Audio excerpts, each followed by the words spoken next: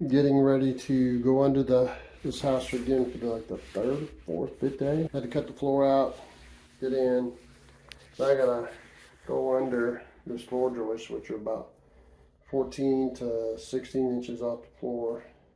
I raised all the pipes up and fixed them where they ran more directly.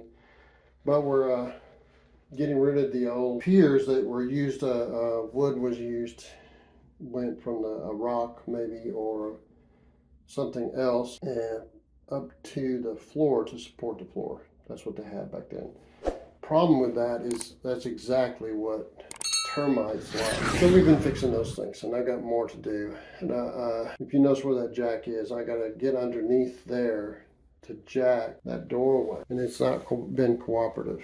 It's actually causing a little bit of a hump in the floor. Not bad, but enough to be noticeable. And if you notice, see how that's tight over there?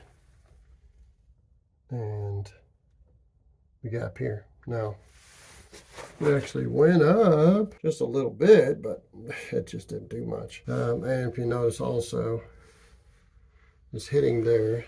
We got a gap down there. All that points to the door over here, the hinge side going up. And then that will close this strike side. And we'll see what we can do about making it all better. But it's been a battle. You notice